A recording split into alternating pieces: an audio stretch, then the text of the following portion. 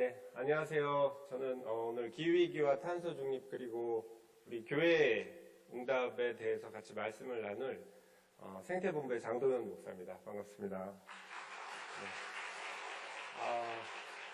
네, 서울에서 내려오는 길에 저희 서울은 지금 영하여서 넣어놨던 내복을 꺼내서 다시 입었습니다. 그리고 남원에 간다는 생각을 안 하고 그냥 지방에 있는 교회 간다 이렇게 생각을 하고 왔는데 오니까 정말 따뜻하더라고요. 그래서 꽃들도 많이 피고 이렇게 봄이 오는 소중한 시간에 또 권사회 헌신 예배로 소중한 예배 시간에 이렇게 초대해 주셔서 감사드립니다.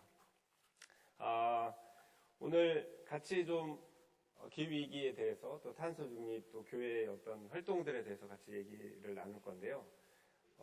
혹시 이 꽃이 어떤 꽃인지 아실까요? 네. 역시 지리산자락의 생태 감수성들이 풍부하셔가지고, 네, 한 번에 아시는 것 같습니다.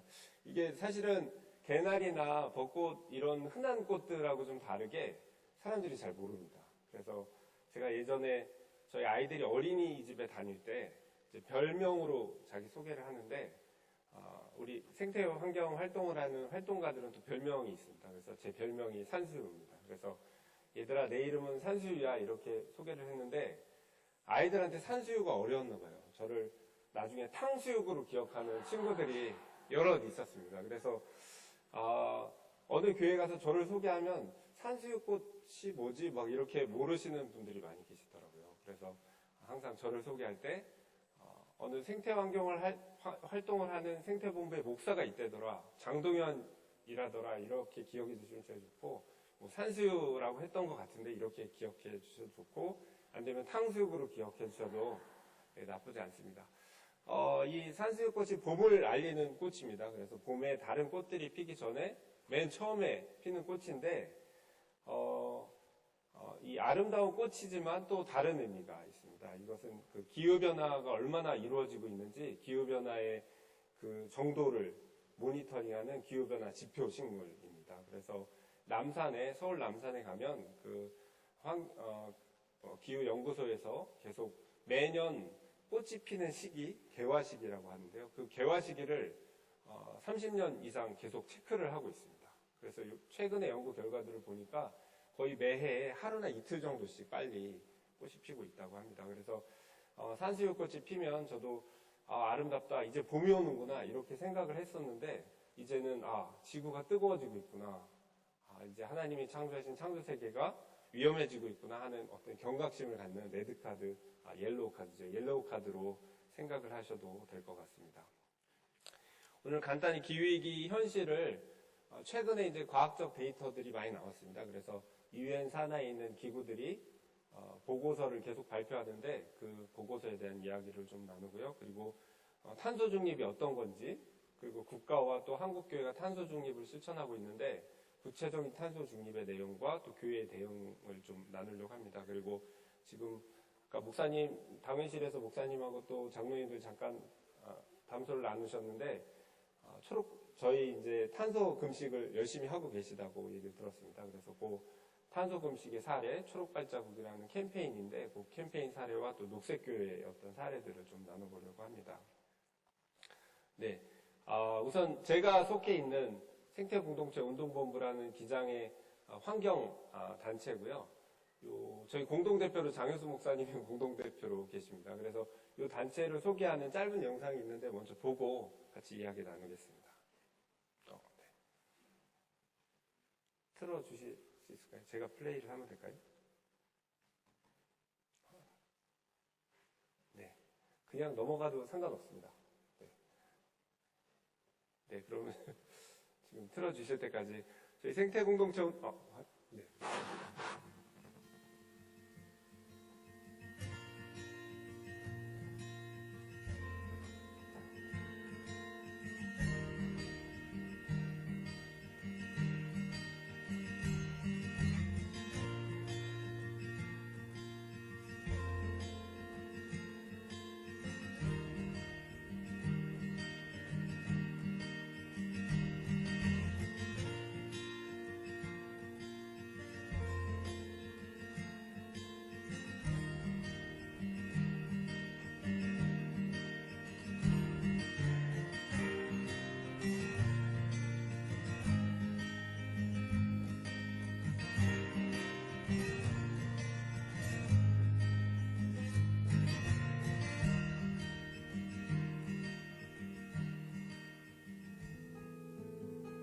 성의 평화 생명의 하나님이 모든 노예원들 위해 함께 하시기를 소망합니다.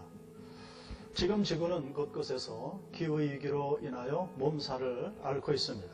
이런 때에 우리 그리스도인들은 하나님께서 만드신 세상의 창조 질서를 보존하는 데 앞장서야 하겠습니다. 우리 한국 기독교 장로회는 지난 2007년부터 지금까지 약 20여 개의 교회가 녹색교회로 선정되었으며 매년 꾸준히 녹색교회가 되기 위해 노력하며 녹색교회 운동에 앞장서고 있습니다. 그 어느 교단보다도 JPIC에 기반하여 하나님의 창조세계를 회복하고 보존하려고 애쓰고 있음에 매우 자랑스럽게 생각합니다. 이번 회기는 교단의 새역사 70년을 맞이하는 회기입니다. 우리가 새 역사를 준비하며 중요하게 생각해야 될 것이 바로 창조 질서를 회복하는 일이 되겠습니다. 개인의 작은 실천이, 교회의 작은 노력이 세상을 변화시키게 됩니다. 우리 한국 기독교 장로회 모든 교회가 녹색교회로 변화되어 하나님의 창조 질서를 회복하는 데 앞장설 수 있기를 소망합니다. 생명의 길 초록 발자국. 우리의 밥상에서 배출되는 탄소는 줄이고 건강을 살리는 기후미식을 실천합시다. 우리의 옷장을 유행에 따르는 패스트 패션이 아닌 생명의 가치를 잇는 슬로우 패션으로 채웁시다. 진정한 필요를 생각하며 불필요한 소비를 최소화하는 것이 탄소 배출을 줄이는 가장 좋은 방법입니다. 자가용 이용을 줄이고 자전거와 공공교통을 이용하여 탄소 배출을 줄입시다. 오래된 냉난방 기기의 효율을 높이고 재생에너지가 확대되면 기존 탄소 배출 에너지를 대체할 수 있지요.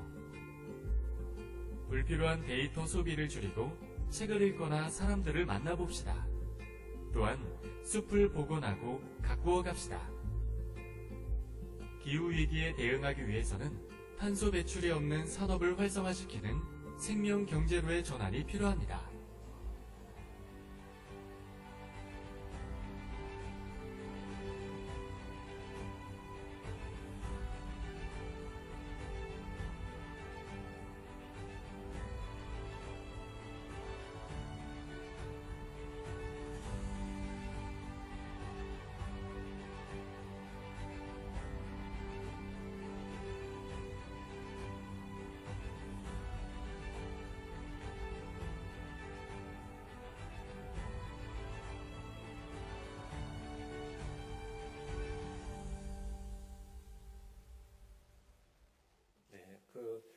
지금 봄노예 기간인데 작년 말에 저희가 노예 기간에 좀 노예원들이 쉽게 기후위기 현실도 알고 또 강현홍 총회장님의 인사말도 좀 듣고 그리고 각 노예에서 좀 실천할 수 있게 쉽게 생명의 길 초록발자국이라는 캠페인을 좀 이렇게 교육하려고 간단한 영상을 만들었습니다. 그래서 저희 생태 공동체 운동본부라는 이런 생태 기구가 우리 교단 안에 있다 이런 것도 좀 알리고 있습니다.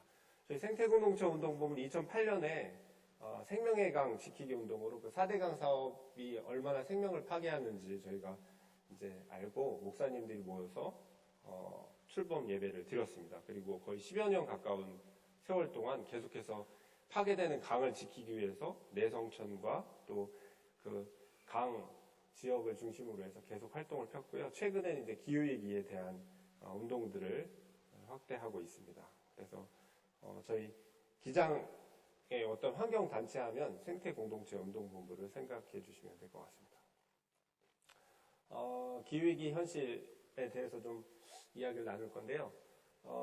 요 책은 이제 교회환경연구소에서 나온 책입니다. 저도 참여하고 신학자들하고 그 다음에 생물학자들이 같이 참여해서 책을 썼는데 지금 기후위기 문제를 우리 신앙인들이 좀 어떻게 접근할 건가 이제 고민을 하다가 같이 토론하는 여러 세미나를 통해서 저희가 생명이라는 관점으로 좀 접근을 해야 된다.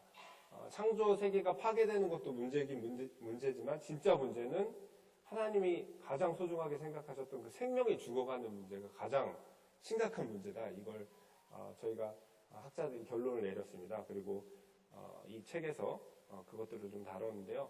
그 대표적인 예가 저희가 이제 3년 동안 겪은 코로나 팬데믹입니다. 그래서 내일 아마 마스크가 이제 해제가 된다고 하는데 여기도 지금 많이 쓰고 계신데 이제 해제가 돼도 아마 한동안은 계속 쓸 것 같아요. 그 어떤 코로나에 대한 공포감 또 그런 문화가 이제 몸에 젖어서 이제 또 한동안 계속 될 것 같습니다. 이 코로나는 잘 아시는 것처럼 중국 우한 지역에 있는 야생동물, 뭐 천상갑이라고 하는 그 야생동물에 기생하는 그런 바이러스인데 뭐 인수 공통 감염병이라고 하죠. 이 동물들에게 있는 이 바이러스가 사람에게 옮겨져서 이런 심각한 병이 된 겁니다. 근데 동물들이 잘 야생동물이 숲에 살면 문제가 없는데 이제 사람들이 개발을 하고 그 동물들이 사는 지역까지 들어가서 살게 되면서 사람에게 그 바이러스가 옮겨왔습니다. 그래서 이 코로나 팬데믹은 바로 이 기후위기 시대의 인간의 어떤 탐욕이나 욕심, 욕망 이런 것들이 어떻게 자연을 파괴하는지 그리고 자연을 침해하는지 그리고 또 자연은 어떻게 우리에게 답을 하는지를 보여준 좋은 사례입니다. 그래서 이 코로나 팬데믹을 통해서 기후위기에 대한 이런 경각심을 더 갖게 됐고 저희가 이제 엔데믹이라고 하죠. 이제 코로나는 끝나지만 제2의 코로나, 제3의 코로나가 곧 시작될 거라고 학자들은 계속 얘기를 하고 있습니다. 그래서 그런 것들을 준비하면서 이제 기존에 저희가 이 야생동물이 사는 지역까지 들어가서 파괴하고 그들을 죽이고 그들을 착취했던 이유는 다 돈 때문이죠. 저희가 좀 편하게 살기 위해서 돈을 많이 벌기 위해서 그렇게 야생동물 사는 지역까지 들어간 건데 그런 이제 경제 중심, 돈 중심에서 좀 문화 중심이고 좀 인간다운 그런 삶 중심으로 좀 변화하자. 그래서 그동안의 인간 중심은 인간의 편의와 풍요 또 인간의 욕심 중심이었다면 이제는 좀 생명 중심으로 좀 변화할 때다. 이렇게 이 책에서는 좀 정리를 했습니다. 그리고 우리 교회에는 가장 좋은 전통들이 있습니다. 오늘도 같이 예배드리고 찬양하고 은혜 속에 같이 좋은 시간을 보냈는데요. 우리 중세 때부터 계속 있었던 교회의 전통 중에는 이 수도원 전통이 있습니다. 그래서 홀로 기도하고 깊은 명상 속에서 하나님을 뵙고 또 하나님의 뜻을 헤아리는 그런 좋은 전통이 있기 때문에 그런 전통을 수도원적인 전통을 되찾는 것은 우리가 막 나가서 즐거운 데서 놀고 먹고 막 즐기기보다는 좀 금욕적인 삶을 살고 욕망을 절제하면서 또 조용한 침묵 속에서 또 산책하면서 뭐 자연과 벗하면서 살 수 있는 좋은 그런 문화입니다. 그래서 우리가 중세의 수도원 전통을 다시 되찾고 우리 교회의 어떤 모습을 통해서 이 기후위기 시대에 대응해 나갈 수 있는 어떤 그런 방법들을 찾을 수 있을 것 같다. 이런 말씀을 드릴 수 있을 것 같습니다. 이 책은 한 10,000원밖에 안 하니까요. 네, 검색해서 인터넷에서 구매를 하시면 될 것 같습니다. 네, 뭐 생명에 말씀드린 대로 생명에 집중해서 신학자들이 연구를 하게 된 이유는 이제 유엔 산하의 기구들이 있는데 큰 기구가 기후변화에 관한 국가 간 협의체라는 기구가 있습니다. 이제 좀 뒤에 설명을 드릴 건데 기후변화에 관해서 계속 연구하는 커다란 기구가 있고 또 하나가 생물다양성과학기구라는 기구가 있습니다. 이 기구에서는 얼마나 지구상의 생물들이 멸종돼 가는지를 연구하는 그런 단체입니다. 그래서 천년간 1,500건이 넘는 그런 보고서들을 다 정리해서 수백 명이 이르는 세계 과학자들이 생물들이 얼마나 빨리 사라져가나 이걸 조사했더니 지난 1,000만 년 전하고 비교해서 뭐 거의 10배에서 100배 가까이 빨리 생물들이 사라지고 있고 100만 종 이상, 100만 종 이상의 생물들이 멸종 위기에 처해 있다. 이런 어떤 결과들을 과학적으로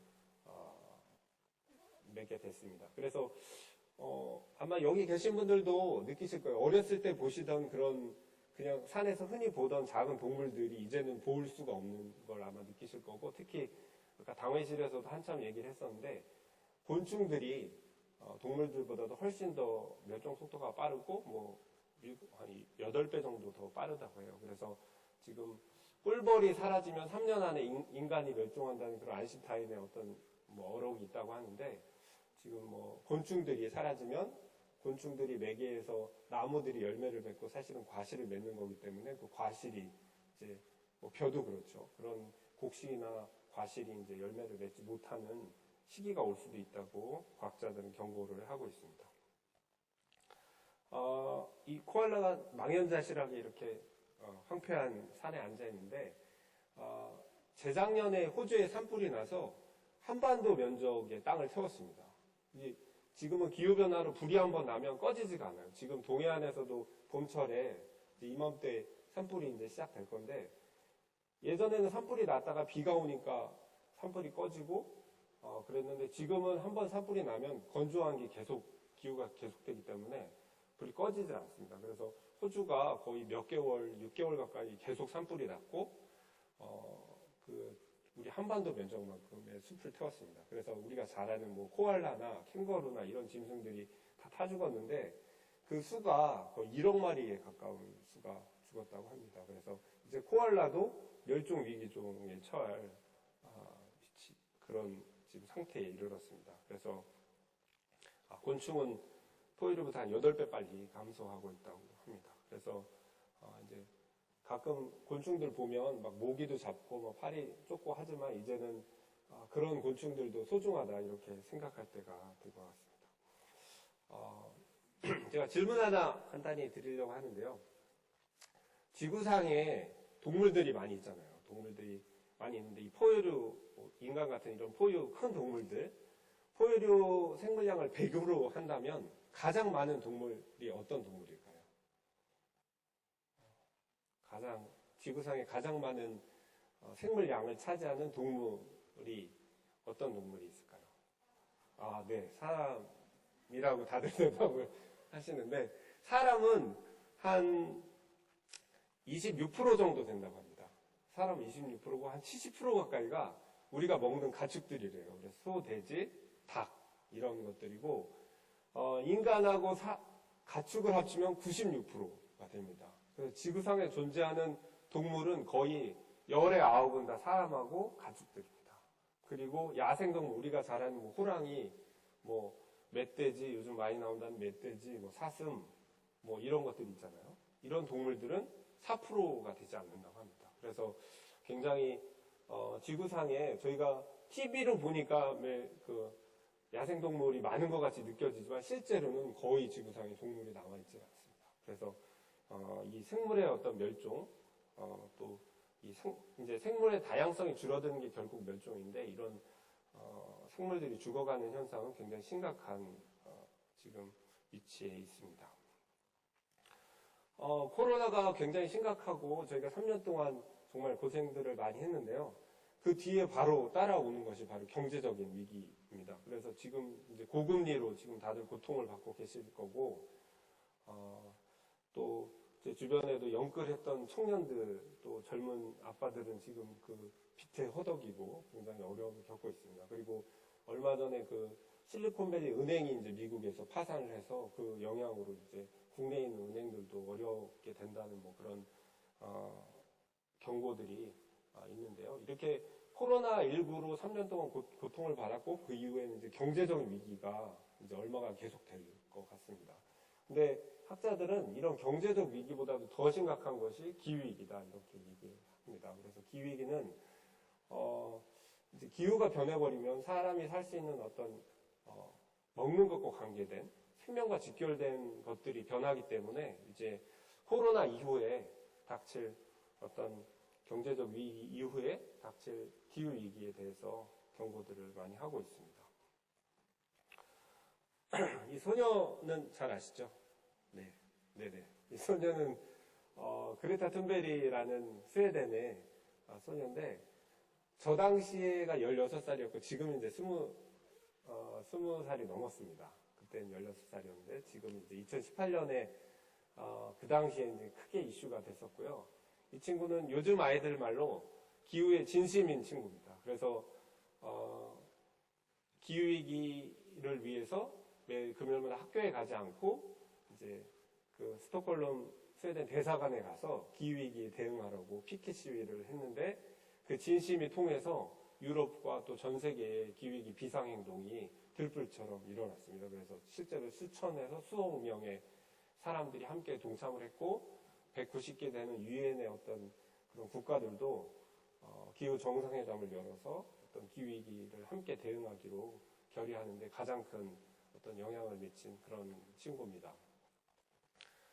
저는 이 친구를 이제 같이 보면서 성서에 나오는 예언자의 모습이 이 친구가 아닐까 이런 생각을 했습니다. 이 친구는 이제 처음에 학교에 가서 이제 저학년이었겠죠. 그때 가서 이제 그 남미 쪽에 있는 쓰레기 섬이 있는데 우리나라 제주도 면적보다도 넓은 쓰레기들이 모여 있는 그 바닷가가 있다고 합니다. 거기에 이제 물고기나 새들이 그 쓰레기를 먹고 죽어가는 그런 다큐멘터리를 학교에서 함께 봤대요. 그래서 아이들이 보면서 막 그 새가 막 플라스틱이 목에 걸려서 죽고 이런 걸 보니까 슬프잖아요. 그러니까 다들 울기도 하고 했는데 그 수업이 끝나고 나서 다른 친구들은 또 옷 사러 가고 돈가스 먹으러 가고 다 집으로 이제 웃으면서 다 돌아가는데 이 친구는 좀 장애가 있어요. 야스퍼스 증후군이라는 그런 마음의 병이 있어서 한번 어떤 마음이 들면 그게 끝나야 되는데 그 시간이 끝나고 나서도 며칠 몇 달을 계속 그걸 가지고 고민을 하는 거예요. 그 감정이 없어지지 않고. 그래서 이 친구는 기후위기의 어떤 그 공포감과 처참함과 슬픔을 계속 고통 속에 있다가 그 고통을 이기는 어떤 방법을 그러면 내가 기후위기에 대해서 공부를 하고 이걸 바꿀 수 있는 실천에 내가 나서겠다. 그래서 학교에 안 가고 금요일마다 국회의원들을 만나고 국회의원들 앞에서 기후위기 대응하는 법을 만들어라.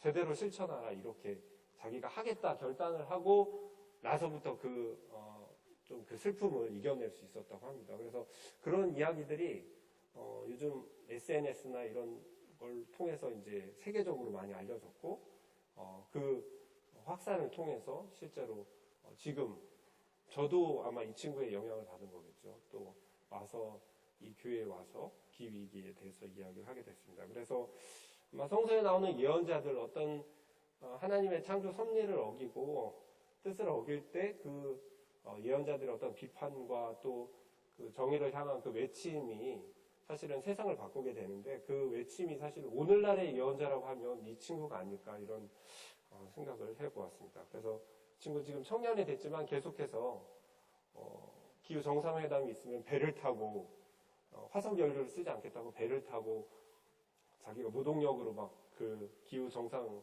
회담을 하는 나라로 가고 뭐 그런 퍼포먼스들을 하면서 계속 운동을 하고 있습니다. 아까 말씀드린 대로 유엔 산하에 또 큰 기구가 있는데 이 기후 변화에 관한 국가 간 협의체라는 기구가 있습니다. 이게 IPCC라는 기구인데 여기서는 30년 전부터 1990년부터 지구가 얼마나 뜨거워지고 있는지를 연구를 하고 있습니다. 그래서 지구 보고서를 한 5년에서 7년에 한 번씩 내는데 지구 온도가 얼마나 올랐는지 그런 세계 각국에 있는 연구 데이터들을 모아가지고 결론을 냅니다. 그래서 1990년에는 막 수천 페이지씩 과학 보고서가 나오는데 여기 이걸 한 줄로 요약하자면 뭔가 기후가 변하고 있는데 인간이 화석연료를 사용하고 이런 게 영향을 주는 것 같다. 이런 게 사실은 결론이었습니다. 30년 전의 결론이었고 그렇게 이제 5년, 7년마다 점점 데이터들을 확보하다가 1907년에 산업화 이후에 인간이 사용한 석유와 석탄, 화석연료가 지구를 뜨겁게 하는데 직접적인 원인이 있다. 이걸 다시 한번 확실하게 밝히면서 노벨 평화상을 IPCC가 받았습니다. 그리고 2018년에는 저희 그 인천 송도에서 이 IPCC 정상회담이 있었고 거기서 1.5도씨 특별 보고서라는 게 발표가 됐습니다. 그래서 1.5도씨로 지구 온도가 오르는 걸 막아야지 1.5도씨 이상으로 오르면 이제 걷잡을 수 없는 환경 피해가 온다. 지구의 기후가 어떻게 변할지 모른다. 그러니까 1.5도씨로 막아야 된다는 게 2018년에 어떤 결론이었습니다. 그리고 2021년, 22년, 23년 지금까지 올해 3월까지 해서 6차 보고서가 나왔습니다. 이 6차 보고서가 최종판인데 결론은 한 줄로 요약하면 인간의 산업혁명 이후에 인간의 활동 때문에 어떤 지구온난화가 일어났다. 이 지구온난화, 지구가 뜨거워지는 거의 범인은 인간이다. 이게 이 30년간의 연구 결과의 핵심입니다. 그래서 지금 6차 보고서는 영문으로 되어 있는데 수천 페이지가 됩니다. 그래서 저희들도 잘 볼 수가 없고, 그래도 다행히 이제 이 친구들이 그 요약 보고서를 만들어가지고 정책 결정자들, 그러니까 뭐 대통령이나 총리나 장관들이나 이런 사람들이 볼 수 있게 요약 보고서를 짧게 냅니다. 그래서 저희가 이제 그것들을 번역된 걸 보면서 이제 기후위기가 어떻게 심각한지를 과학적으로 이해를 하게 됩니다. 이제 마지막 6차 보고서가 3개 그룹으로 나왔는데, 첫 번째 그룹은 이제 과학적인 현실, 과학적으로 얼마나 지구가 뜨거워졌느냐, 이걸 과학적으로 밝힙니다.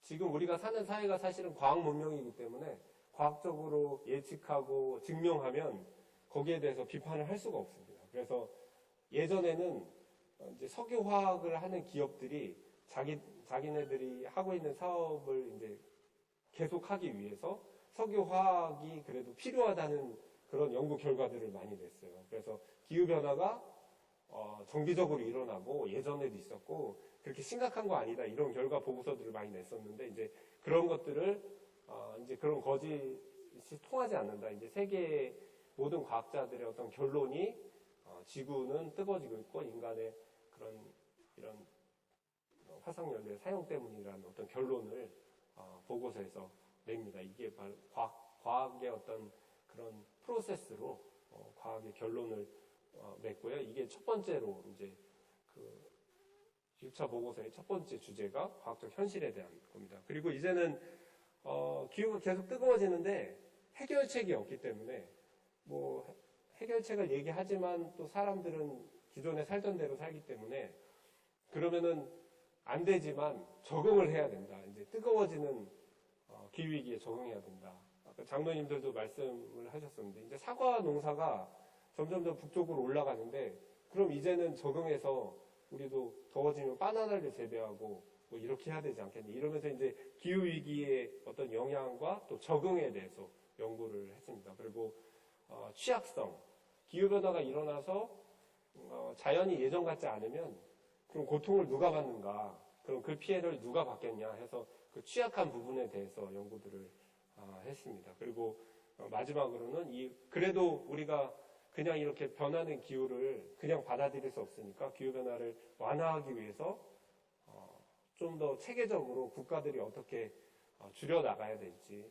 탄소를 어떻게 줄이고 어떻게 해결책을 만들어 가야 될지, 기후변화에 대한 완화 전략을 세 번째 그룹이 만들었습니다. 그래서 이걸 종합해서 지금 아마 며칠 안에 이것들에 관한 기사들이 날 거고요. 그래서 6차 보고서가 30년 만에 30년 내용을 종합해서 이제 발표가 3월에 됐습니다. 뭐 내용을 쉽게 보면 뭐 계속해서 기후가 오르고 있다는 그런 그래프고요.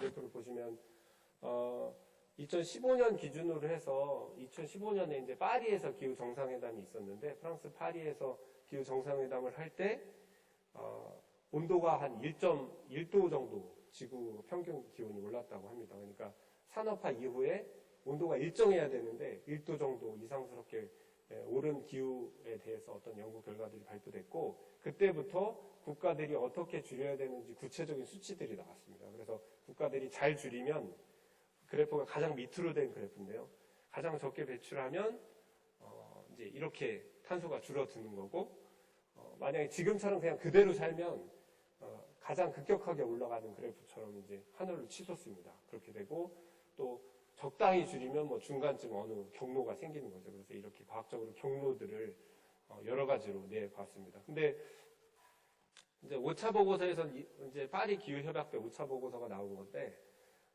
지금은 이제 7년이 지났잖아요. 지금 6차 보고서에서는 조금 바뀐 내용들이 사실은 있습니다.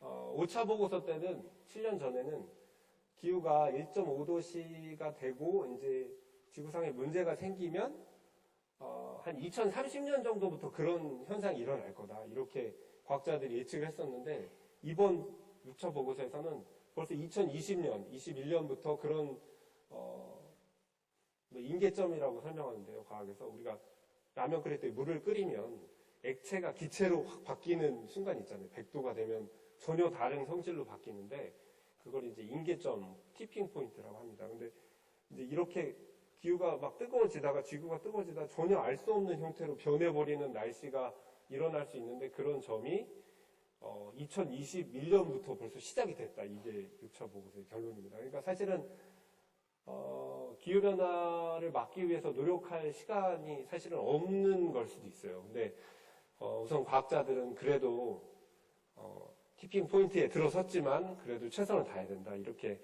뭐 얘기를 하고 있고요. 그래서 이렇게 어떤 기후위기의 경각심을 알게 하는 그런 그래프들이 과학적으로 많이 제시되고 있습니다. 그리고 이번 6차 보고서에 흥미로운 건 제 아이들이 지금 19살, 11살인데 이 친구들이 2100년에도 살아있더라고요. 보니까 한 90살 정도, 80살 후반대 이렇게 애들하고 얘기하다 보니까 아빠 나는 22세기에도 살아 막 이러면서 얘기를 했었는데 이 친구들이 살 100년 후에도 지금처럼 살면 안 되고 지금처럼 살면 온도가 뭐 몇 도가 오를지 모르죠. 근데 지금 잘 줄이면 이 친구들이 살 그 100년 후에는 다시 1.4도로 좀 떨어진다. 지구 온도가 다시 식는 그런 시나리오가 가능하다. 이런 게 이번 6차 보고서의 결론입니다. 그래서 저희가 비록 티핑 포인트에 들어섰지만 그래도 기후위기 대응을 놓쳐서는 안 된다. 이런 어떤 경각심을 계속해서 주고 있고요. 뭐 이제 구체적으로 과학 보고서니까 어떻게 그러면 기후변화가 일어나냐, 피해가 어떻게 일어나냐, 이걸 이제 과학적으로, 이제 이렇게 그 시나리오들을 분석을 하고, 그걸 이제 통계 분석을 내서, 결과들을 만들어냅니다. 그러니까 어떤 극단적인 기후현상, 그러니까 뭐 지금 가뭄이죠. 가뭄이나 폭우나 폭염, 한파, 폭설, 이런 극단적인 기후현상들이 50년 전에는 한두 번 일어나던 것이 1도가 되면 1도가 올랐으니까 지금은 서너 번씩 일어나고 이게 만약에 2도씩까지 되면 한 10번씩 일어나고 이런 식으로 어떤 수치로 과학자들이 계산을 했습니다. 그래서 뭐 기근이나 뭐 폭우나 이런 것들이 얼마나 많이 일어나는지를 설명을 했고요. 그래서 태풍의 강도가 뭐 얼마나 더 세지는지 센 태풍이 얼마나 더 많이 오는지 이런 것들을 과학적으로 결론을 다 냈습니다. 그래서 지금 이런 결과들로 볼 때 올해 가뭄뿐만 아니라 뭐 폭우도 여름 폭우와 또 내년 이제 겨울철에 한파도 이제 걱정을 해야 될 그런 거죠. 사실 지지난주에 서울의 낮 기온이 25도였습니다. 그래서 다 짧은 팔을 입고 다녔었거든요. 근데 오늘 아침에 또 영하로 떨어져서 굉장히 막 겨울옷을 넣었다 뺐다 뭐 이러고 있는데 이제 이게 이제 일상화가 될 것 같습니다. 그리고 이번 보고서에 좀 독특한 것 중에 하나는 기후 대먹임 현상이라는 걸 설명했습니다. 그 러시아 밑에, 북극 밑에 이제 알래스카 지역에 영구 동토층이라는 게 있습니다. 그러니까 빙하기 시절에 땅이 얼어서 얼음이 덮여 있는 지역이거든요. 거긴 계속 얼음이 덮여 있어야 되는데 이제 지구가 뜨거워지니까 거기가 녹아서 땅이 드러납니다. 그랬더니 예전에 그 맘모스들이 거기 살았었는데 약 1000만 마리가 넘는 맘모스들이 거기 시체가 그냥 널려 있다고 합니다. 그래서 이 상아가 하나가 몇억 원씩 해서 이 상아 장사들이 그걸 찾으러 다니는 그 장사꾼들이 있다고 합니다. 그래서 거기에 뭐 이 영구 동토층이 녹아서 단순히 뭐 그냥 상아만 나오는 게 아니고 잘 아시는 것처럼 거기에는 뭐 코로나 바이러스 같은 그때 당시에 신석기 시대에 살던 그런 이상한 바이러스들도 굉장히 많고 또 거기서 나오는 메탄가스나 아니면 이산화탄소 같은 이런 것들이 너무 많기 때문에 지구가 더워질수록 점점 더 더워지는 그런 현상이 일어나게 됩니다. 이걸 이제 기후 대먹임 현상이라고 하는데 이것 때문에 더더욱 지금 위기에 있다 이렇게 얘기를 할 수 있을 것 같습니다. 기후위기는 자연의 문제인데 항상 자연을 인간이 파괴하고 욕심 때문에 자연의 생명을 죽이는 문제라고 생각을 해왔는데 최근에 학자들은 이게 자연의 문제가 아니고 사람들의 문제라는 생각을 하게 됐습니다. 이제 이쪽 오른쪽에 있는 그 그래프가 전 세계 인구의 소득 불평등 그래프입니다. 그래서 이렇게 술잔처럼 생겼는데 상위 50%의 재산을 가지고 있는 사람들이 10%밖에 안 됩니다. 그러니까 상위 10%의 사람들이 전체 재산의 절반을 가지고 있습니다. 그리고 가난한 사람들 50%의 사람들이 재산의 10%밖에 못 갖는 이런 구조로 전 세계 소득이 불평등 이렇게 이루어져 있습니다. 그래서 가진 사람은 굉장히 많이 가지고 또 재산이 없는 사람들은 아주 극빈한 이런 부익부 빈익빈 이런 소득 불균형한 형태가 그래프로 이렇게 나왔는데 공교롭게 기후 위기를 일으키는 탄소 배출량을 조사해 보니까 상위 잘 사는 사람들 49%, 50%가 전체 탄소 발생량의 절반 이상을 차지하고 하위의 50% 사람들은 10%밖에 발생시키지 않는 결과를 얻게 됐습니다. 그래서 탄소 발생을 시키지 않는 사람들은 저개발 국가의 사람들이고 그러니까 농업이나 뭐 이런 1차 산업을 중심으로 한 저개발 국가들이고 또 한 국가 안에서도 농민이나 이렇게 좀 소득이 적은 사람들, 소박하게 사는 사람들은 탄소 배출이 적은데 굉장히 부유한 사람들은 뭐 TV가 서너 대씩 되고 차가 몇 대씩 되고 그러다 보니까 탄소 배출을 훨씬 많이 시키더라. 그래서 소득 불평등한 어떤 구조들이 그대로 사실은 탄소 배출하는데 그런 구조로 나타내고 있고 그 구조가 이제 자연과 인간의 문제뿐만 아니라 인간과 인간 간의 문제로 사회 문제로 대두된다. 그래서 우리가 기후 문제에 있어서는 기후 정의를 이야기해야 된다. 이런 학자들이 늘고 있습니다. 그래서 저희도 기장 총회 산하에 이제 노예들에게 기후 정의 위원회를 만들자 이렇게 해서 설치 운동을 하고 있는데요. 기후는 단순히 자연에 대한 이야기뿐만 아니라 사회 구조를 정의롭게 만드는 게 사실은 기후 변화를 막는 어쩌면 그게 더 옳은 해결책일 수도 있다 이런 결론들을 맺고 있습니다. 우리 사회 구조가 잘 아시는 것처럼 항상 만본주의죠. 그래서 항상 자본에 많이 휘둘리고 시장 자본주의 어떤 그런 시스템에서 최대한 이익을 많이 얻기 위해서 살아가는 그런 시스템이기 때문에 이런 구조들을 바꾸지 않고는 기후위기를 막을 수 없고 우리가 더불어 함께 살 수 없다 이런 결론들을 얻게 됐습니다. 그래서 기후위기에 대한 어떤 사회 구조의 문제들에 최근에 이런 구조의 문제에 집중을 하고 있습니다.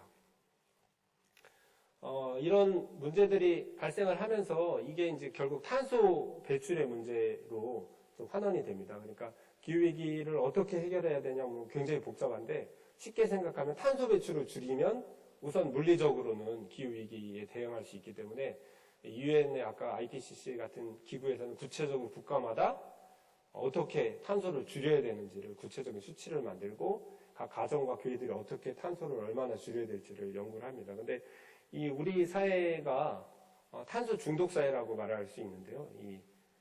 이 탄소가 1900년대부터 지금까지 언제 탄소 배출이 줄었나를 보니까 뭐 2차 세계대전 때나 석유파동 때나 뭐 국제적 글로벌 금융위기 때 그리고 코로나 때 공장이 멈추니까 좀 줄어든 것 같아요. 근데 탄소가 줄어들 수가 없습니다. 사람이 살아가면 계속 에너지를 써야 되고 석유, 석탄, 가스를 써야 되기 때문에 탄소를 줄일 수가 없습니다. 그래서 지금 탄소 배출이 지금 한 500억 톤을 줄여야 되는데 얘는 350억 톤 막 이렇게 발생이 되는데 이걸 줄일 수가 없잖아요. 그러니까 최대한 줄이고 못 줄인 양은 그럼 탄소를 흡수할 수 있는 흡수원을 만들어서 플러스 된 만큼 마이너스를 더해서 0이 되게 하자. 이게 탄소 중립입니다. 그래서 넷제로라고 하는데 이 탄소 중립 정책을 그럼 펴자. 그래서 탄소를 100% 줄일 수 없다면 숲이나 탄소를 포집할 수 있는 그런 뭐 과학적 장치나 그런 기구들을 만들어서 탄소를 0으로 만들어 보자. 이게 탄소 중립 정책이고 이 탄소 중립 정책을 필 수 있게 각 국가마다 국가 온실가스 감축 목표들이 다 있습니다. 그래서 우리나라는 2018년 기준으로 해서 2030년까지 50%의 탄소 배출을 줄이겠다. 그러니까 탄소를 실질적으로 못 줄이더라도 줄이는 것만큼의 숲을 만들고 그런 활동들을 해서 탄소 중립을 이루겠다는 어떤 그런 목표가 있습니다. 그래서 구체적인 수치로 각 국가들이 탄소 중립을 지금 실행 중에 있고요. 우리나라는 2020년에 이제 전 대통령 있을 때, 문재인 대통령이 있을 때 탄소 중립 선언을 했습니다. 그리고 그 다음 해에 모든 지자체들이 17개 광역 단체와 또 226개의 기초지자, 아마 남원시도 같이 다 탄소 중립을 선언한 걸로 알고 있습니다. 그래서 탄소 중립은 2050년까지 이루어야 되는데 2030년까지 절반을 이루고 2050년까지는 탄소를 0으로 발생을 만들겠다는 이런 선언을 모두 다 한 상태입니다. 그리고 뭐 관련된 법안도 통과됐고 이제 시행도 됐습니다. 근데 이제 공교롭게 다음 정권이 윤석열 정권으로 이어졌는데 탄소 중립은 해야 된다고 기존은 같이 하고 있습니다. 근데 이제 핵발전을 확대하고 재생 가능 에너지를 줄이고 화석연료를 계속 그대로 사용하는 정책을 하고 있어서 지금 시민사회 단체들이나 종교 단체들하고 갈등이 좀 있습니다. 그래서 지금 탄소 중립은 이제 시대적인 어떤 과제다 이런 말씀을 드릴 수 있을 것 같고요. 저희가 한국 교회가 또 이 사회의 변화에 같이 발맞춰서 20여 개 교단이 모여서 2021년에 탄소중립 선언을 같이 했습니다. 한국교회 2050 탄소중립 선언을 했고 우리 기장도 같이 참여를 했습니다. 그리고 기후위기 비상행동을 함께 할 수 있는 어떤 그런 장치들 만들고 교육 매뉴얼 책 만들고 작년에 로드맵을 작성했습니다. 그래서 어떻게 줄여나갈지 2025년까지는 한국교회가 얼마나 탄소를 발생시키는지 우선 현황 조사를 하고 뭐 이후에 어떻게 줄이고 이런 로드맵들을 작성을 했습니다. 그리고 우리가 잘 아는 이웃 교단들, 뭐 한교총이나 이런 사실은 신앙적 색깔이 많이 다른 이런 교단들도 다 기후위원회를 조직해서 같이 탄소중립 운동을 함께 하고 있습니다. 106회 총회 재작년 총회인데요. 106회 총회에 이제 김은경 여성 총회장님이 되셔가지고 한국 교회사의 최초로 여성 총회장님이 되시면서 굉장히 우리 기장 총회가 스포트라이트를 받았는데요. 여성이신지 아무튼 환경에 관심이 많으셔서 이때 저희 교단도 탄소 중립 선언문을 채택을 했습니다. 그래서 이제 탐욕과 욕망에 사로잡혀서 살던 이런 삶을 전환해서 이제 창조 세계의 청지기로서 탄소 중립 이루겠다 이런 선언을 재작년에 기장 총회가 했고요. 그리고 작년에 탄소 중립 로드맵을 채택해서 우리 기장 교단도 함께 창조 세계를 지키기 위해서 어떻게 탄소를 줄여나갈 거냐 이걸 지금 논의하고 있습니다. 그리고 또 우선 이런 탄소 중립을 위해서 교육을 해야 되니까 오늘도 뭐 그런 과정의 하나겠죠. 교우님들이 좀 탄소 중립을 어떻게 줄일지 구체적으로 이런 기후위기 현황은 어떤지 또 줄여갈 수 있는 방법은 어떤 건지 이런 것들을 함께 나누는 그런 교육을 좀 확대하자 해서 전 교단의 노예들과 또 뭐 신학대학과 그리고 뭐 이런 신도애들, 남녀 신도애나 이런 신도애들 다 교육하는 걸 헌의안을 내서 통과가 됐습니다. 그래서 올해부터 계속 교육이 진행되고요. 그 교육의 일환으로 뭐 급진적으로 활동하는 교회들도 있는 반면에 또 교회들도 규모가 크고 그러면 또 활동을 하기가 힘들 수도 있으니까 그럼 교회 내에서 좀 쉽게 참여할 수 있는 방법이 없겠냐 해서 저희가 캠페인을 기독교 환경운동연대와 함께 펼치고 있고요. 그게 아까 영상에서 보셨던 생명의 길 초록발자국 캠페인입니다. 그래서 쉽게 그냥 고기 안 먹고 그건 하실 수 있잖아요. 그렇죠? 어려우신가요? 네. 그 TV 안 보는 거 하실 수 있잖아요. 어려우시죠?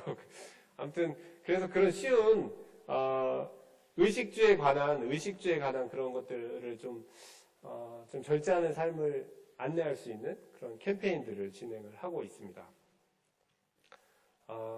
그리고 우리 신앙인들이 할 수 있는 건 사실 기도하는 거잖아요. 기도하고 예배 드리는 거니까.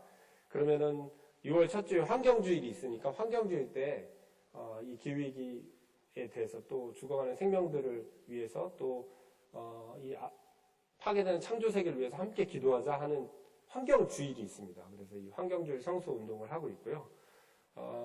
또 9월 셋째 주가 기후, 아까 그레타 툰베리 얘기했지만 기후 비상 행동의 날이 있습니다. 그래서 저희는 기후 행동 주의를 만들어서 그러면 같이 거리에 나가서 피켓팅도 하고 좀 지구를 살릴 수 있는 이런 활동, 액션에 참여하자 해서 기후 행동 주의를 9월 셋째 주에 정해서 같이 활동을 하고 있습니다. 그리고 이 환경 주일에는 아까 총회장님이 영상에서 소개한 것처럼 녹색교회를 시상을 합니다. 그래서 우리 기장뿐만 아니라 미장통합, 또 감리교, 성공회, 다른 교단들도 함께 참여해서 이 환경을 위해서 헌신하고 있는 교회들에게 시상을 하고 녹색교회 팻말을 주고 같이 축하하는 자리를 갖습니다. 저희 기장 교단에서 한 2-3개 교회씩 매년 선정되는데요. 우리 남원제일교회도 열심히 준비하셔서 녹색교회에 도전을 해보셔도 나쁘지 않을 것 같습니다. 네, 그리고 또 기도할 수 있는 건, 또 세계교회가 함께 기도하는 또 절기가 있습니다. 창조절, 저희 기장교단에는 창조절기가 있는데, 이 가을의 창조절기 때, 세계교회하고, 그 다음에 세계 카톨릭, 또, 정교회, 이런 세계교회들이 함께 창조절 예식서를 만듭니다. 그래서 창조절 기도문도 만들고, 안내서도 만들어서, 전 세계에 있는 이 신앙을 가진 사람들이 창조세계 회복을 위해서 함께 기도하고 하나님이 창조하신 창조세계를 위해서 예배할 수 있도록 예배안을 만듭니다. 그래서 저희하고 카톨릭하고 같이 또 번역해서 한국교회에 배포를 하니까요. 이것도 같이 참고하셔서 함께 계속 기도를 해주셔도 좋을 것 같습니다. 사실 교회의 문제는 목회자들의 문제죠. 교우님들은 잘 하시는데 항상 목회자들이 문제라는 의식을 저희가 가지고 있고 목회자들을 그럼 좀 생태적으로 바꾸고 목회자들이 이 기후위기에 대응할 수 있도록 어떻게 바꿀 것이냐 이런 고민을 하면서 생태 목회자 대회를 생태본부에서 진행을 합니다. 그래서 작년에도 이제 코로나 때문에 한 몇 년 쉬었다가 작년에 요 근처죠 장흥에 모여가지고 4박 5일 동안 직접 음식도 만들어 먹고 기후위기에 대응하는 어떤 그런 지역에서 농사 짓는 분들도 만나서 배움을 갖고 또 기후위기 대응하는 그런 공동체도 만나서 목사님들이 공부하는 시간을 가졌습니다. 그래서 생태 목회자 대회를 매년 하는데 다음번엔 우리 장일수 목사님도 보내주셔서 같이 활동할 수 있도록 도와주시면 좋을 것 같습니다. 그리고 저희가 이제 한신대학과 같이 또 포럼을 계속 하고 있습니다. 그래서 올해는 이제 저희가 교단 창립 70주년이어서 새역사 70주년 순례 기도회들을 매년 하고 있습니다.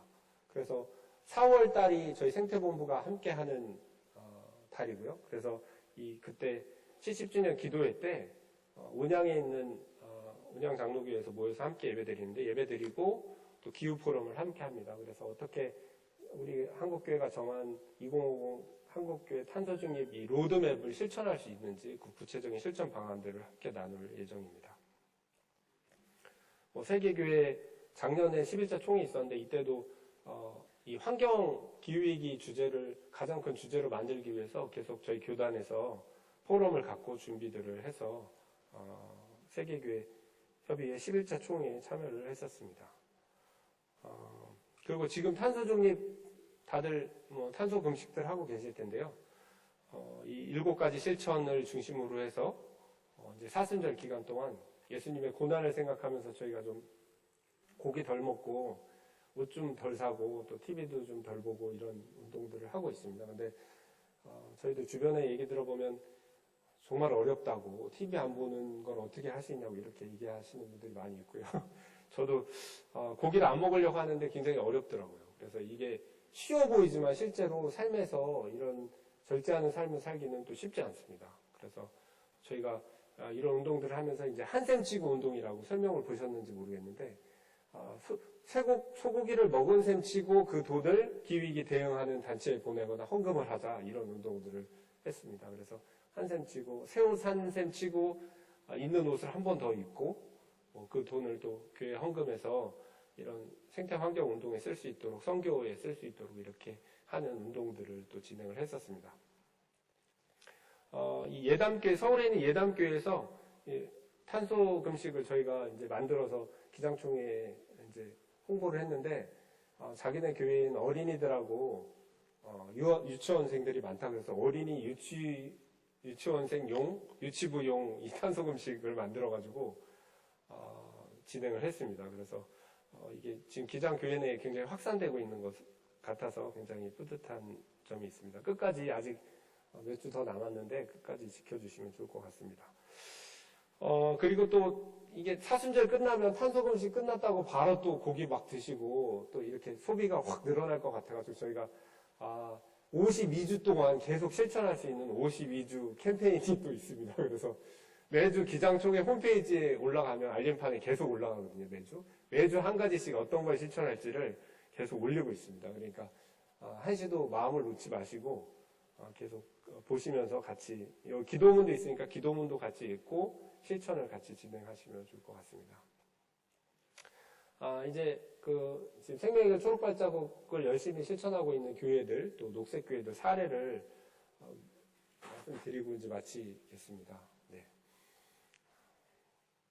네. 생명의 초록발자국 아까 영상에 보신 대로 의식주 관련돼서 교통, 에너지, 문화 이런 것들을 좀 바꿔나가려고 저희가 준비를 하고 있는 캠페인이고요. 맨 처음이 계속 고기 얘기를 하지만 또 음식을 고기를 먹으려면 아까 말씀드린 가축이 70%잖아요. 지금 지구상의 대부분의 동물들이 다 우리가 먹기 위해서 키우는 동물들이기 때문에 동물들의 동물권도 있고 그 소중한 생명들도 있으니까 함부로 먹으면 안 된다. 그래서 좀 채식 위주로 하고 좀 식생활을 단촐하게 하자 이런 운동을 하고 있고요. 이 집에서 개인이 실천할 것과 또 교회에서 실천할 것, 또 지역사회에서 실천할 것으로 이렇게 나눠서 진행을 하고 있습니다. 그래서 여러 사례들 중에 이제 교회 사례 하나 말씀드리면 이제 청파감리교회라고 이 용산에 있는 교회인데 감리교회 대표적인 녹색교회입니다. 2010년에 녹색교회로 선정된 교회인데 이 김기성 목사님이라고 굉장히 스타세요. CBS의 잘잘법에도 나오시고 말씀을 잘하시고 저희 이사님이어서 자주 뵀는데 이 교회에 굉장히 훈훈한 미담이 있습니다. 교회에서 녹색교회가 됐는데 교회에 잔반을 남기는 사람들이 있다. 그래서 어떻게 할 거냐 고민을 하다가 연로하신 장로님 한 분이 식당 앞에 서 계십니다. 그리고 음식을 남겨오는 사람이 있으면 그 음식을 먹습니다.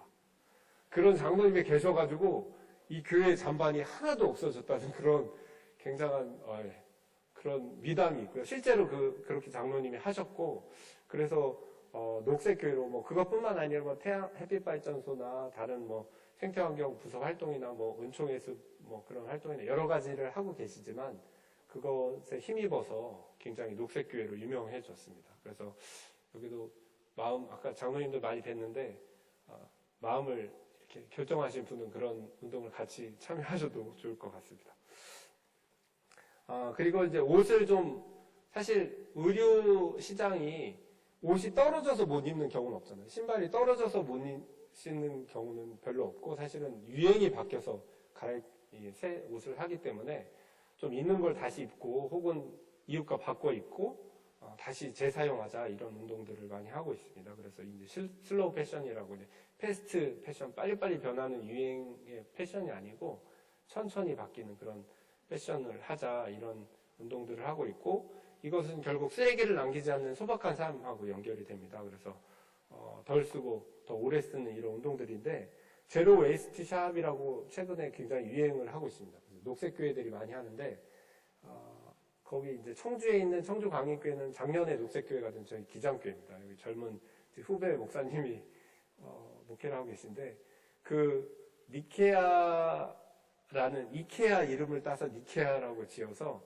뭐 가구 같은 게 남으면 그걸 갖다가 이제 버리는 가구를 주워다가 리폼해가지고 이웃들과 나누고 또 옷 같은 거 수선하고 그런 운동들을 하고 있습니다. 그리고 이제 리필샵이어서 이 제로웨이스트샵의 특징은 샴푸나 세제 이런 것들을 용기 없이 그냥 그 내용물만 알맹샵이라고 하죠. 그래서 내용물만 받아서 쓰는 그런 운동들을 하고 있습니다. 그래서 이런 제로웨이스트샵 운동이 지금 녹색교회 안에 굉장히 확산되고 있고요.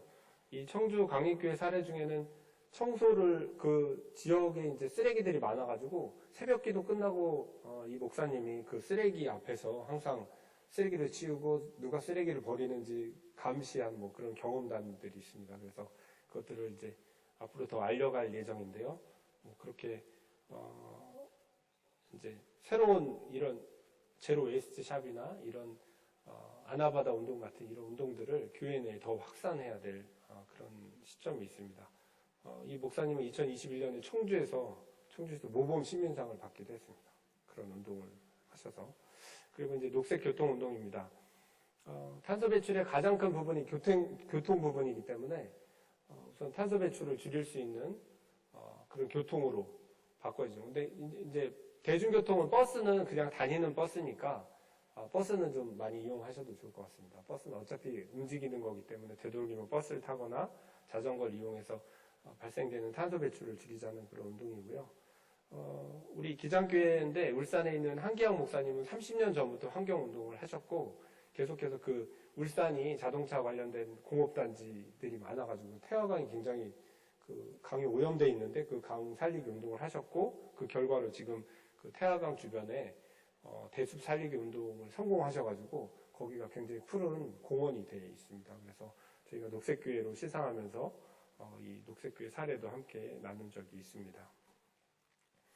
그리고 우선 탄소 배출의 가장 큰 부분이 또 화석연료를 떼서 전기를 만드는 부분이거든요. 그래서 화석연료, 석유, 석탄, 가스를 떼서 원자력을 떼서 이렇게 전기를 만드는 게 아니고 햇빛이나 바로 하나님이 값없이 주시는 이런 에너지를 통해서 좀 에너지를 만들 수 있게 그린 에너지를 확대하는 운동을 하자 이런 운동들을 펴고 있습니다. 그래서 들녘교회나 웅매교회, 광주 계림교회 다 저희 기장교회들인데 이런 햇빛 발전 관련된 운동들을 하셔서 녹색교회로 선정된 교회들입니다. 그래서 광주에 있는 계림교회는 이제 좀 교회당이 큰데 그 위에 태양광 발전소를 크게 짓고 거기서 나오는 그 기금을 지역에 환원하는 햇빛 기금으로 환원하고 지역을 위해서 섬긴다고 들었습니다. 그래서 녹색교회가 되셨고 웅매교회 같은 경우는 이제 강진에 있는 시골교회죠. 해남에 있는 시골교회인데 이제 서울에 있는 대형 교회에서 이제 후원을 해줘서 그걸로 지역에 있는 작은 교회들이 태양광 발전소를 짓고 에너지를 생산해서 또 그 수익을 가지고 또 지역에서 나눌 수 있게 합니다. 그래서 도시에 있는 교회들이 경동교회에서 후원을 해주셨는데 도시에 있는 교회들이 빚이 많잖아요. 그리고 삶을 소박하게 살고 싶지만 도시에서는 많은 에너지를 쓸 수밖에 없기 때문에 그 빚진 마음을 좀 시골교회에 이렇게 전달해서 같이 나누는 운동들을 합니다. 그래서 서울에 있는 향림교회에서 지역의 들녘교회에도 그렇게 태양광 발전소를 지어주고 확대하는 운동들을 진행하고 있습니다. 네. 그리고 녹색 서재는 잘 아시는 것처럼 책들을 많이 읽으시면 되는 거죠. 그리고 이제 디지털을 많이 쓰다 보니까 전기들을 많이 사용하니까 좀 전기를 덜 쓰고 그리고 숲을 조성하는 게 무엇보다 중요하니까 숲을 많이 만들어야 되는데 또 우리나라에는 땅값이 비싸고 숲을 만들기가 쉽지 않잖아요. 그리고 다 시에 시고를 해야 되고 식목일에 나무 심기가 제일 어렵습니다. 나무를 심으려면 심을 장소가 있어야 되는데 그렇게 땅이 많지 않고 시의 허가를 맡아서 나무를 심어야 돼서 나무 심기가 굉장히 어려운데 기후변화에 가장 취약한 국가 중에 하나가 몽골입니다. 그래서 몽골의 사막화가 굉장히 확대되고 있고 그 사막 바람이 사실 황사로 우리나라까지 날아오잖아요. 그래서 10년 전부터 이 기독교 환경운동연대에서 몽골 은총의 숲을 만들어서 나무를 심고 있습니다. 그래서 거기에 10년째 계속 가서 나무 심고 거기 이제 나무 가꾸는 걸 계속 돕고 있는데 그런 숲을 확대하는 운동들을 많이 하고 있습니다. 그래서 숲 확대하는 운동에 같이 참여하시는 것도 좋을 것 같습니다.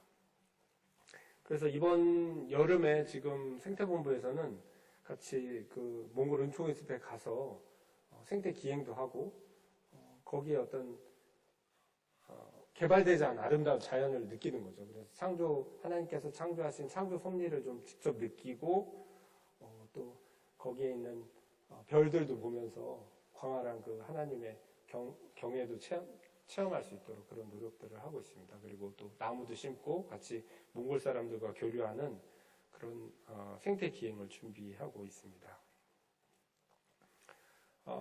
이제 마지막이 생명의 경제인데요. 지금까지 말씀드린 어떤 개인적인 실천이나 교회적인 실천도 중요하지만 또 함께 반드시 이루어져야 될 게 사회적인 어떤 변화입니다. 아까 말씀드린 대로 이런 자본의 욕망에 취해서 계속해서 자본을 극대화하기 위해서 정말 앞을 모르고 달려가는 이런 어떤 경제 시스템으로는 우리가 더 이상 살아남을 수 없다. 이런 게 우리들의만 고민이 아니고 전 세계 교회가 다 고민을 하고 있습니다. 그래서 이제는 이런 시장 자본주의가 아니라 이제 생명의 경제로 전환할 때이다. 그래서 하나님께 주신 이 창조 세계를 함께 나누고 함께 거기에서 나온 이익들을 나눠 가질 수 있는 그런 운동들, 생명의 경제, 사회 구조를 바꾸는 운동들을 하자는 운동들을 하고 있습니다. 그래서 기업도 화석 연료를 많이 떼고 탄소를 배출하는 기업에 투자하지 말고 녹색 운동을 하는 그런 녹색 기업에 투자하고 사회적 경제를 만드는 이런 호의 경제나 함께 더불어 사는 경제를 만드는 그런 운동들에 좀 동참을 하자, 이런 운동들을 함께 하고 있습니다. 네, 이제 이 말씀, 성경 말씀 한 구절 나누고 마칠 건데요. 제가 이 한국 기독교 장로회 이제 한신대학교 대학원에 들어오면서 여러 가지 공부들을 하면서 가장 감명받았던 그런 어떤 성경 말씀이기도 합니다. 그 하나님의 은혜는 풀이에 내리는 이슬과 같다, 이런 어떤 시편의 자번에 있는 말씀인데, 우리 동양 철학에도 이런 말씀이 있습니다. 무이와라는 말씀이 있는데, 하나님이 생명을 기르는 방식은 막 요란하고 떠들썩하고 거대한 게 아니고, 새벽에 이슬이 쫙 내리면 그 식물들이 무럭무럭 자라고 그 열매를 맺고 또 다른 생명을 살리는 그런 하나님의 생명을 키우는 방식은 그런 방식이다. 어떻게 보면 변화하지 않는 것 같고 큰 변화가 없는 것 같지만 소소한 일상의 삶 속에서 큰 변화를 만들어내는 그런 무의이와의 그런 변화다. 이런 생태 그런 기독교 교육을 배우면서 우리 남원 제일교회도 마찬가지인 것 같아요.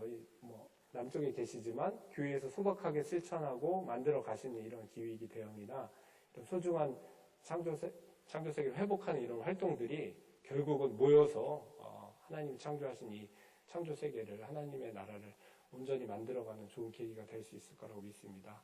계속 그 길에 함께 해주실 걸 부탁드리며 부족하지만 말씀을 나눴습니다. 감사합니다.